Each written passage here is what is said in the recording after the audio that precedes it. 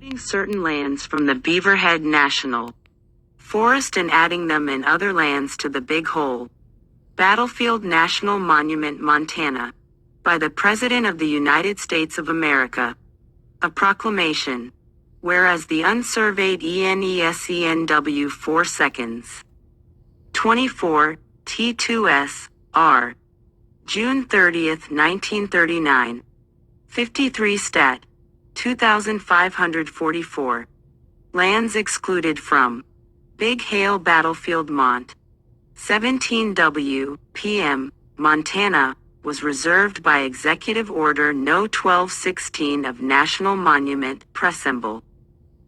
June 23, 1910, as the Big Hole Battlefield Monument, whereas upon survey it has been found that the area intended to be reserved by that executive order is the 5-acre tract designated as the Big Hole Battlefield Monument, on General Land Office Supplemental Plat of the Survey of Sec. 24, approved July 19, 1917, and described by metes and bounds as follows. Beginning at a point S0 degrees 1, W, 5.00 CHS.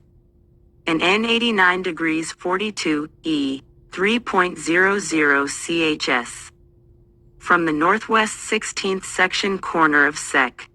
24, T2S, R17W, MPM, thence S0 degrees 2, W, 10.00 CHS, S89 degrees 42, W, 5.00 CHS, N10 CHS, N89 degrees 42, E, 5.00 CHS, to point of beginning. Whereas it appears that certain public lands within the Beaverhead National Forest, adjacent to the Big Hole Battlefield Monument, are historic landmarks, forming a part of the battlegrounds where Chief Joseph and a band of Nez Perce Indians were defeated by a detachment of United States soldiers. Whereas certain other public lands within the aforesaid national forest are contiguous to the said national monument and are necessary for the proper care, management, and protection of the historic landmarks included within the monument, and whereas it appears that it would be in the public interest to reserve all of the aforesaid public lands as a part of the said national monument. Now, therefore, I, Franklin D. Roosevelt, President of the United States of America, under and by virtue of the authority vested in me by the Act of June 4, 1897, 30 Stat. 11, 36, U.S.C., Title 16, Sec. 473, and the Act of June 8, 1906, circa 3060, 34 Stat. 225, U.S.C., Title 16, Sec. 431, do proclaim that the above-mentioned Executive Order of June 23, 1910, is hereby construed in conformity with the Supplemental Plat of Survey approved July 19, 1917, to embrace the tract described above by metes and bounds, as well as the area erroneously reserved thereby, and that the hereinafter described lands are hereby excluded from the Beaverhead National Forest and, subject to valid existing rights, added to and made a part of the said monument, which is hereby designated as the Big Hole Battlefield National Monument. Montana Principal Meridian. T. 2S, R17W. Sec. 24, Lots 1 and 2, NNW4, Sec. 23, E2NENE4, E2SENE comprising 195 acres. Beaverhead National Forest and certain other lands added to 30 Stat. 36. 16 U.S.C. 473. 34 Stat. 225-14 U.S.C. 1431. Description. Warning is hereby expressly given to all unauthorized persons not to appropriate, injure, destroy, or remove any feature of this monument and not to locate or settle upon any of the lands thereof. The Director of the National Park Service under the direction of 1223. Warning against unauthorized sets. Proclamations. The Secretary of the Interior shall have the supervision, management and control of the monument as provided in the Act of Congress entitled, An Act to Establish a National Park Service, and for auth purposes, approved August 25, 1916, 39 Stat. 535, U.S.C., Title I Secs. 1 and 2, and acts supplementary thereto or amendatory thereof, in witness whereof I have hereunto set my hand and caused the seal of the United States to be affixed. Seal. Done at the city of Washington this 29th day of June in the year of our Lord 1939, and of th Independence of the United States of America the 163rd.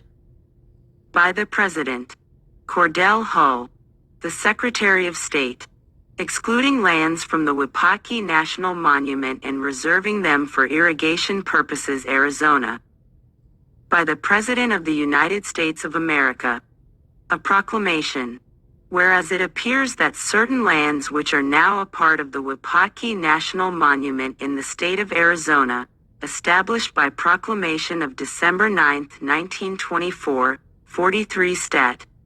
1977, and enlarged B proclamation of July 9, 1937, 50 Stat. 1841, are not necessary for the proper care and management of the objects of historic and scientific ted on the lands within the said monument, an interest situated whereas it exclude appears that it would be in the public interest to such lands from the Wapaki National Monument, and whereas such lands are needed in the construction and operation of a diversion dam in Little Colorado River to facilitate the irrigation of lands on the Navajo Indian Reservation. Now, therefore, I, Franklin D. Roosevelt, President of the United States of America, under and by virtue of the authority vested in me by Section 2 of the Act of June 8, 1906, circa 3060, 34 Stat. 225, U.S.C., Title 16, Sec. 431, and by the Act of June 25, 1910, circa 421, 36 Stat. 847, U.S.C., Title 43, Sec. 141, as amended by the Act of August 24, 1912, circa 369, 37 Stat. 497, U.S.C., Title 43, Sec. 142, do proclaim that the lands comprising Lots 1 and 2, Section 12, Township 25 North, Range 10 East, Gila and Salt River Meridian, Arizona, comprising 52.27 acres, are hereby excluded from the Wapaki National Monument, and temporarily withdrawn from settlement, location, sale, or entry and reserved for use in connection with the construction and operation of a diversion dam in Little Colorado River for irrigating Navajo Indian lands. The provisions of the proclamations of December 9, 1924, and July 9, 1937, shall remain in full force and effect as to all other lands thereby reserved as a national monument. In witness whereof, I have hereunto set my hand and caused the seal of the United States to be affixed. Done at the city of Washington this 224 day of January in th year of our Lord 1941, and seal, the independence of the United States the 165th. By the President. Cordell Hull, the Secretary of State. Franklin D. Roosevelt. Whereas it appears that certain lands adjoining the Lamar unit of the Ocmulgee National Monument in Georgia, which have been donated to the United States, contain evidence of an old Indian stockade and other objects of historical interest, and whereas it appears that it would be in the public interest to set such lands aside for national monument purposes. Now, therefore, I, Franklin D. Roosevelt, President of the United States of America, under and by virtue of the authority vested in me by Section 2 of the Act of June 8, 1906, ch. 3060, 34 Stat. 225, U.S.C., Title 16, Sec. 431, do proclaim that the following described lands in Bibb County, Georgia, are hereby set aside for national monument purposes and shall be administered as a part of the Ocmulgee National Monument. Lands added.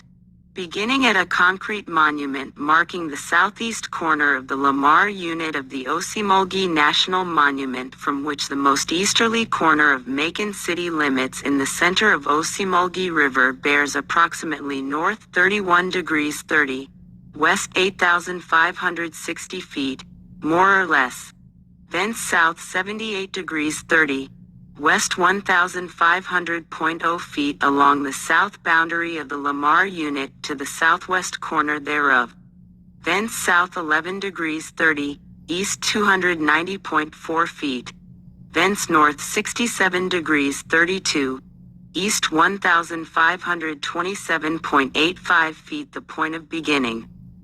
Containing 5 acres, more or less. Warning is hereby expressly given to all unauthorized persons not to appropriate, injure, destroy, or remove any part or feature of this monument, and not to locate or settle upon any of the lands thereof. The Director of the National Park Service, under the direction of the Secretary of the Interior, shall have the supervision, management, and control of the monument as provided in the Act of Congress entitled, An Act to Establish a National Park Service, and for other purposes, approved August 25, 1916, 39 Stat. 535, U.S.C., Title 16, Secs. 1 and 2, and acts supplementary thereto or amendatory thereof, in witness whereof, I have hereunto set my hand and caused. Warning against unauthorized sets, supervision, etc. The seal of the United States to be affixed. Done at the city of Washington this 13th day of June in the year of our Lord 1941, and of the seal, Independence of the United States of America the 165th. Franklin D. Roosevelt. By the President, Cordell Hull, Secretary of State. Convention between the United States of America and certain other American republics respecting the Inter-American Indian Institute. Open for signature at Mexico City from November 1 to December 31, 1940. Signed for the United States of America November 29, 1940. Ratification advised by the Senate of the United States May 26, 1941. Ratified by the President of the United States June 6, 1941. Ratification of the United States of America deposited with the Government of Mexico August 1, 1941. Proclaimed by the President of the United States February 12, 1942. November 29, 1940. It. S. 978, 56 Stat. 1303. Whereas a convention providing for the creation of an Inter-American Indian Institute, which was open for signature by the American governments from November 1 to December 31, 1940, at the City of Mexico, was signed by the respective plenipotentiaries of the United States of America, Costa Rica, Cuba, Ecuador, El Salvador, Honduras, Mexico, and Peru, on November 29, 1940, and by the plenipotentiary of Bolivia on December 18, 1940, and was adhered to by Nicaragua on April 18, 1941, Panama on May 26, 1941, and Paraguay on June 17, 1941, a duly certified copy whereof in the Spanish, English, Portuguese, and French languages, is word for word as follows. Convention providing for creation of the Inter-American Indian Institute, 11,304, 306. The governments of the American republics, inspired by the desire to create efficient instruments for collaboration in the solutio governments of their common problems, and recognizing the fact that the India problem is a question of interest to all America, that it is desirable clearly to state and solve said problem, that in many of the American nations it offers similar and comparable aspects.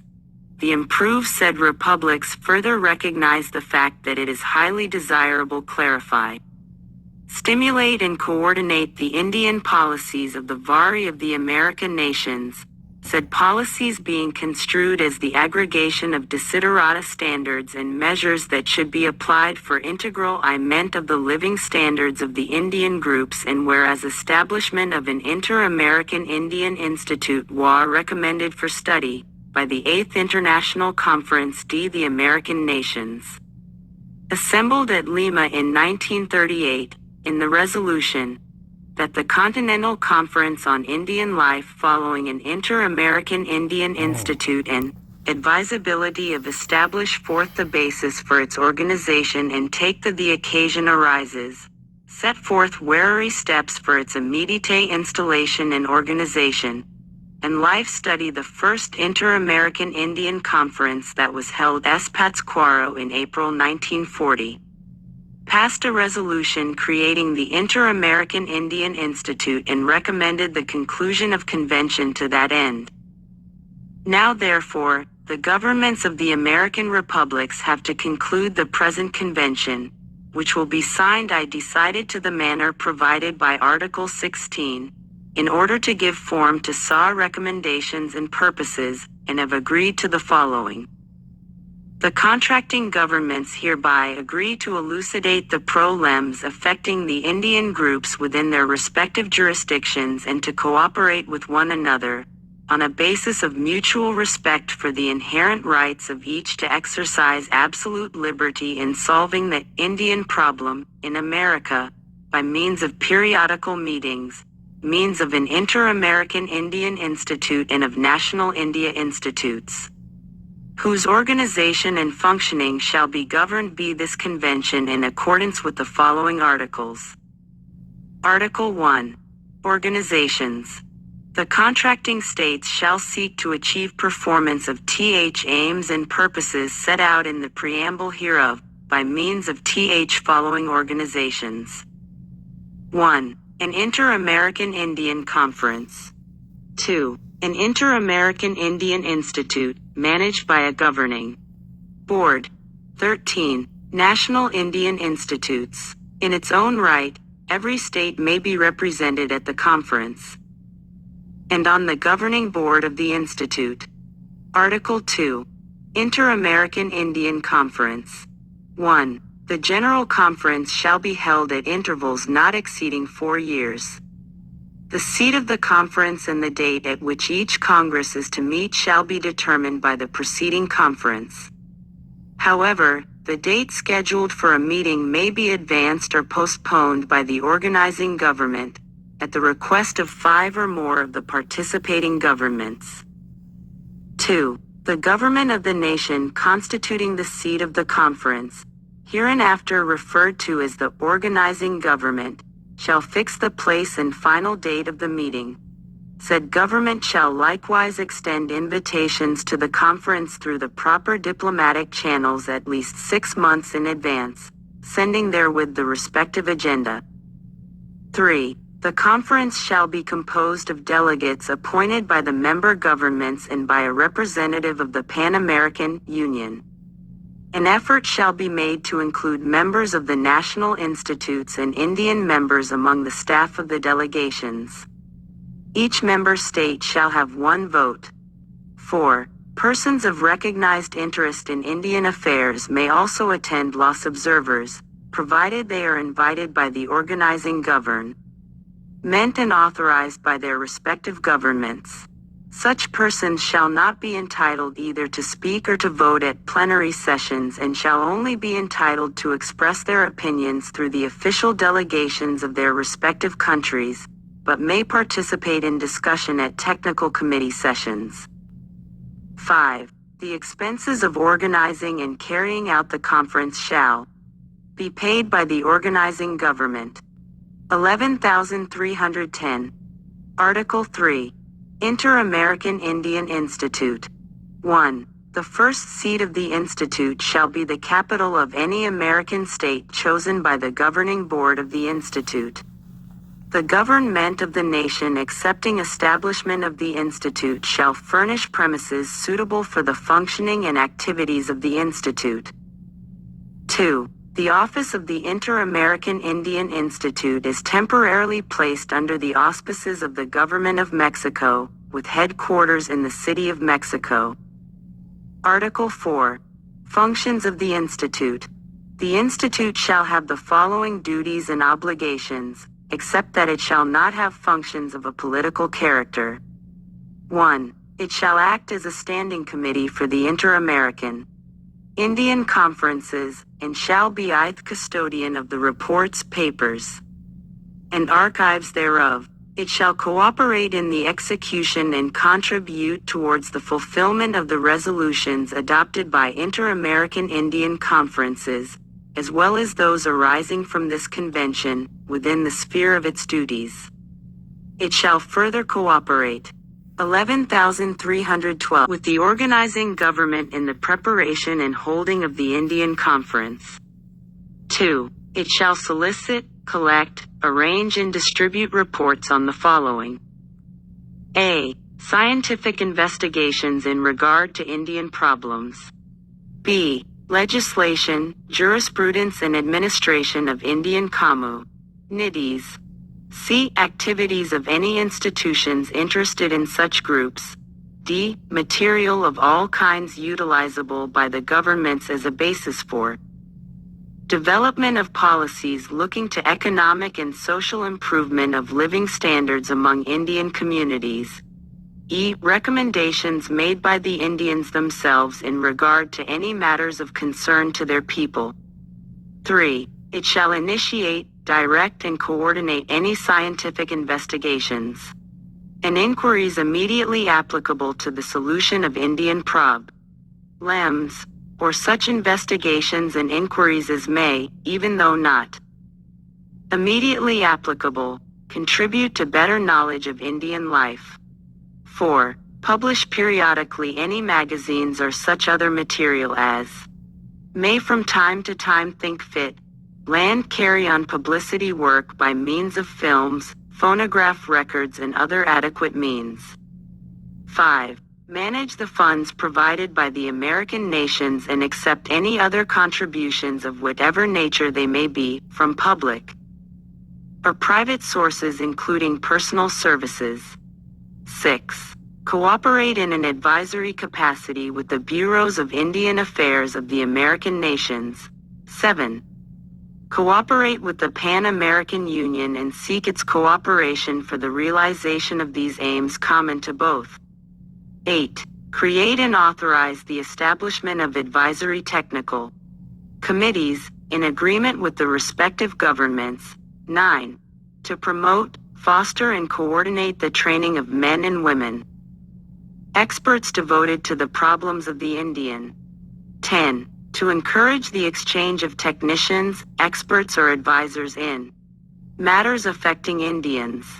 11. Discharge such other functions as may be allotted to it by Inter-American Indian conferences, or by the governing board, in the exercise of the powers conferred upon the latter by this convention. Article 5. Maintenance and resources of the Institute.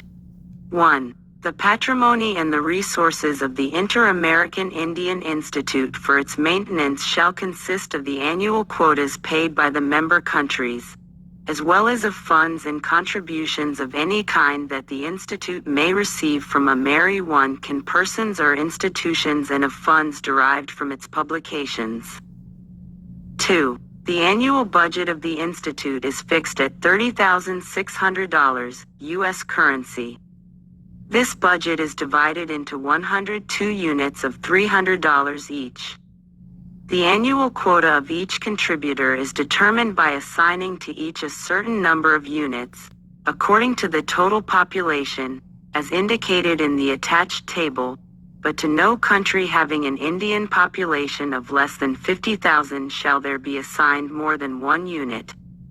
On the other hand, to the countries having the largest Indian population, namely, Bolivia, Ecuador, Guatemala, Mexico and Peru, there shall be assigned additional units equivalent to 50% of those allotted to them on the basis of their total population, as indicated in the attached schedule, when the seat of the Institute is to be in one of these 5 countries. The country chosen shall be assigned a surcharge of only 25% of the units. A. To apply the table of quotas, the most recent official data in possession of the Inter-American Indian Institute as of July 1st of every year shall be taken. B. The governing board of the Inter-American Indian Institute shall change the number of units to correspond to changes in the census figures. The governing board shall also, when it deems it necessary, change the amount of each of the 102 equal units into which the budget is divided to 1 correspond to any change in the total amount of the budget of the Institute. The governing board is also authorized to modify the distribution of units among the participating nations. C. The quota of each country shall be communicated before the 1st of August of each year to the member governments and should be paid by them before the 1st of July of the following year. The quota of each country corresponding to the first year shall be paid within the 6 months following the date of ratification of this convention. Article 6. Administration. The administration of the Institute shall be entrusted to a governing board, an executive committee and a director, in accordance with the terms set out in the following articles. Article 7. Governing Board. 1. The governing board shall exercise supreme control over the Inter-American Indian Institute. The governing board shall be composed of 1 representative, preferably an expert, and by a substitute from each of the member nations. 2. When any 5 nations shall have ratified this convention and shall have appointed representatives on the governing board, the Minister of Foreign Affairs of the Government of Mexico shall call the first meeting of said body, which shall thereupon proceed to elect its own chairman and the director of the Institute. 13. 1 year after the governing board has thus been organized, it shall hold a special meeting for the purpose of electing the permanent executive committee, in the manner set forth in paragraph 2, article 8. The members of the executive committee during the aforesaid 1-year period as well as those of the permanent executive committee shall be ex officio members of the governing board. The director of the Institute shall serve as secretary of the governing board. 4. Votes in the governing board and executive committee shall be by countries. Each country shall have a single vote. 5. Delegates representing a simple majority of the member states shall constitute a quorum at meetings of the governing board. 6. The governing board shall hold ordinary general meetings every 2 years and such extraordinary general meetings as may be convened by the executive committee, with the consent of the simple majority of the member states. 7. The governing board shall have the following functions and duties, in addition to those mentioned above. A. Appoint the director of the Institute in accordance with the conditions set forth in paragraph 1 of Article 9. B. It shall study and approve the plan for organization and operation of the Institute submitted to it by the Executive Committee. 122. E. It shall approve its own bylaws and regulations, and those for 1D. It shall submit to the consideration of the member-governed committee and the Institute. Mence, through diplomatic channels, any modifications it may be desired to introduce in the functions of the Institute. It shall determine the general financial basis of the Institute and audit its accounts, directly or through its representative or represent. It shall promote the assembly of international conferences of TATIVs. Experts for the study of technical problems of common interest to member states.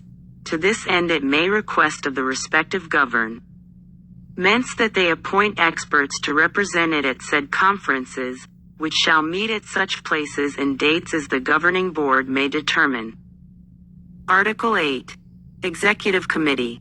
1. The Executive Committee shall be composed of 5 regular members.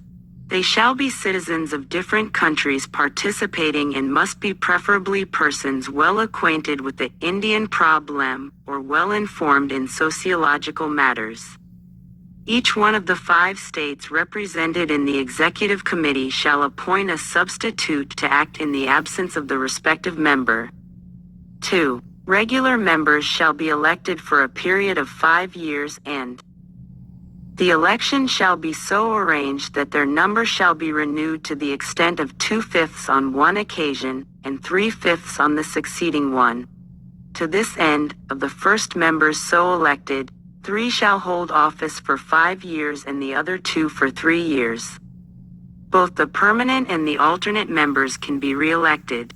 3. The director of the Inter-American Indian Institute shall ex officio be a member of the Executive Committee and act as the secretary of this committee with the right to be heard but without the right to vote. 4. The executive powers of the Institute are vested in the Executive Committee, under the control and direction of the Governing Board, and will, as a general rule, be exercised through the instrumentality of the Director. 5. The Executive Committee shall have the following functions and duties to perform. To decide on the general plan or program for the work of the Institute. 6. To draw up the Institute's annual budget, to determine the remuneration for the staff and the terms of retirement and pensions. For the latter, to appoint special commissions that shall be charged with the study of any matters coming within their purview.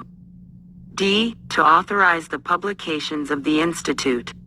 To submit an annual report to the participating states, on the progress of the work and on the revenue and expenditures of any kind of the Institute.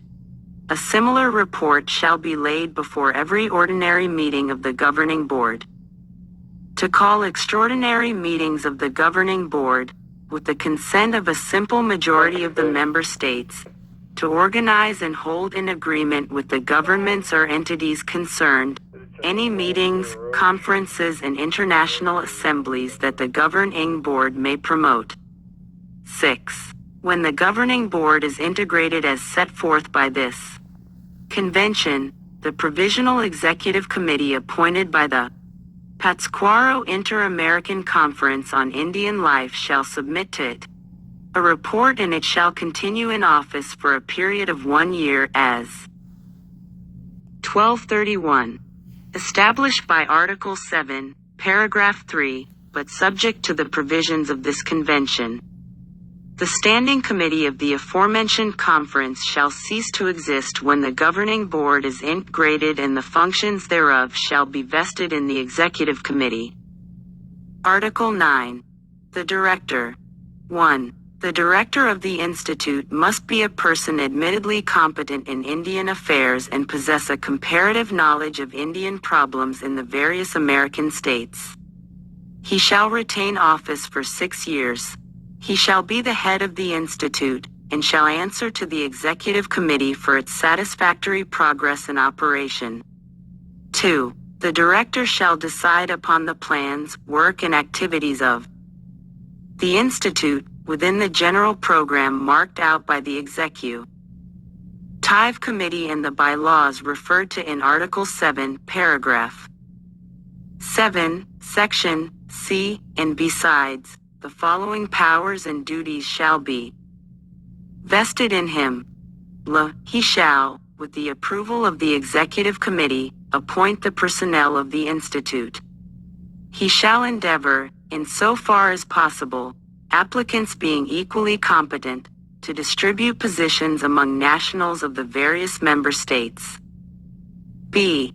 To manage the funds and property of the Institute and to administer the budget, provided that any special expenditures in excess of $150, United States currency, be submitted to the Chairman of the Executive Committee for prior approval, and those exceeding $300 be submitted to the Executive Committee. 3. The Director of the Institute may communicate directly with any governments and public or private institutions, in the name of the Institute, for the execution of any orders issued by the Executive Committee and by the Governing Board. 4. The Director shall attend, as a consultant, the meeting of the Governing Board, of the committees appointed by the same and of the Inter-American Indian Conferences, for the purpose of furnishing the information that may be necessary. The expenses thereof shall be borne by the Institute. Article 10. National Indian Institutes. 1. The nations subscribing to this convention shall, on such date as they may deem advisable, and within their respective jurisdictions, organize national Indian institutes.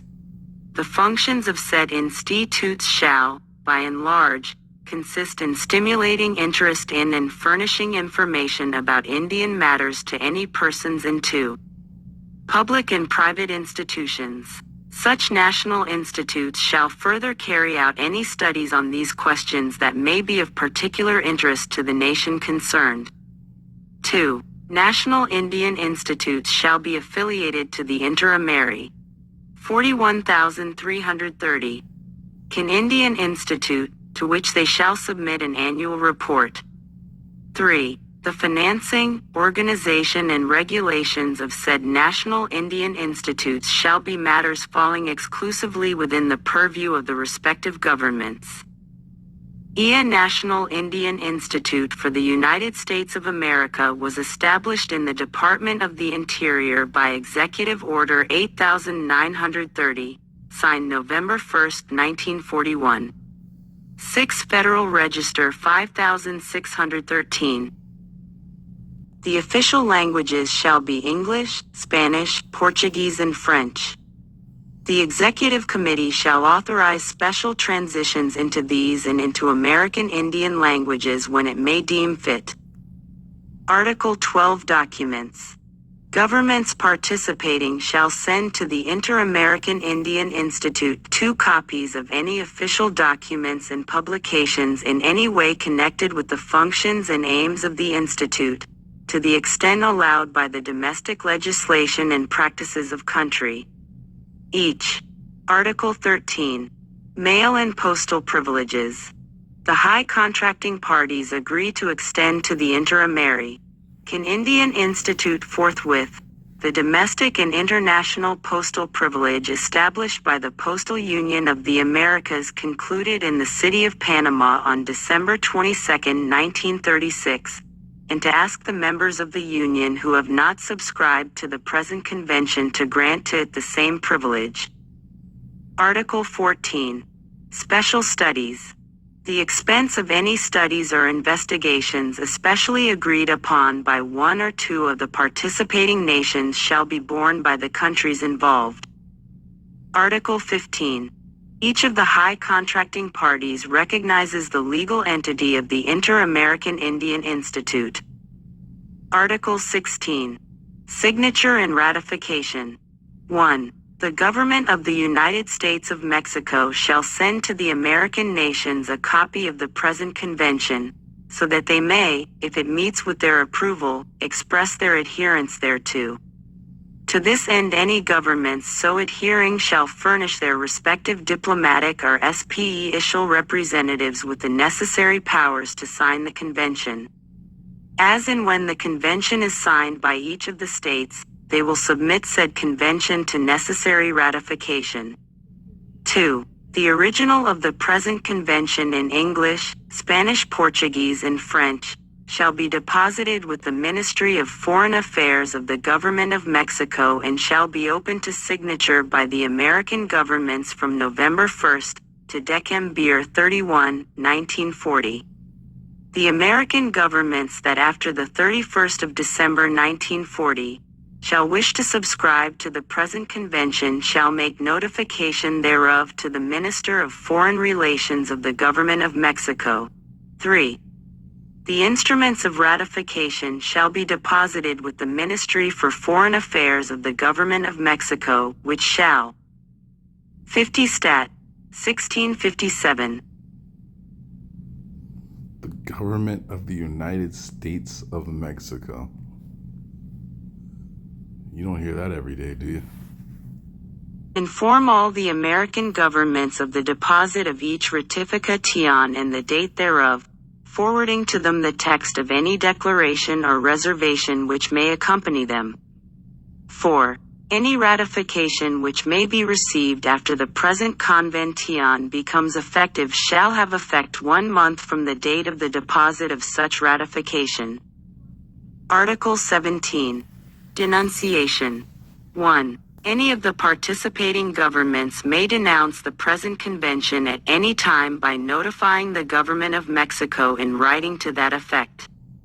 One such denunciation shall have effect, including the matter of quotas, 1 year after the receipt of the respective notification by the Government of Mexico. 2. If, as a result of simultaneous or subsequent denunciations, the number of contracting governments should be reduced to 3, the convention shall cease to be effective as of the date on which, in accordance with the preceding paragraph, the last of said denuncia, tie-ons becomes effective. 3. The government of the United Mexican States shall inform all the American governments of such denunciations and of the dates on which they become effective. 4. If the convention should cease to be effective according to the terms of paragraph 2 of the present article, the government of the United Mexican States shall notify all the American governments of the date on which it ceases to be effective. In witness whereof, the undersigned plenipotentiaries after having deposited their full powers found to be in due and proper form, sign this convention on behalf of their respective governments and affix thereto their seals, at Mexico, DF, on the dates appearing opposite their signatures. Costa Rica, November 29, 1940. November 29, 1940. LS.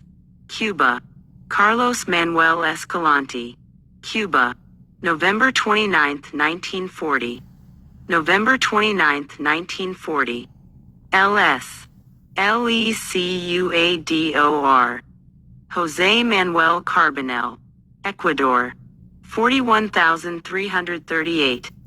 November 29, 1940. November 29, 1940. LS.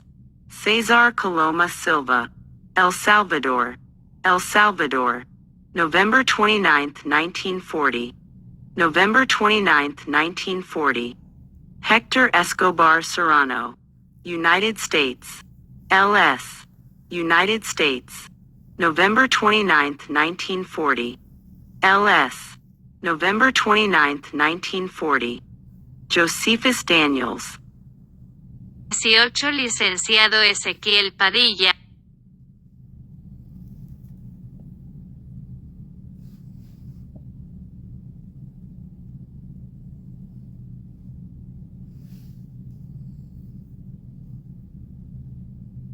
Padilla, Secretary of Foreign Affairs of the LS.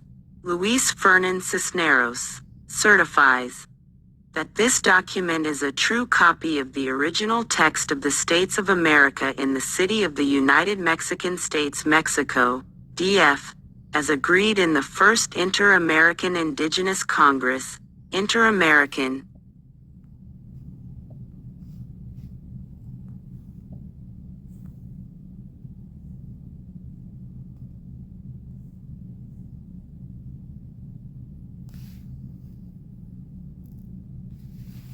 And whereas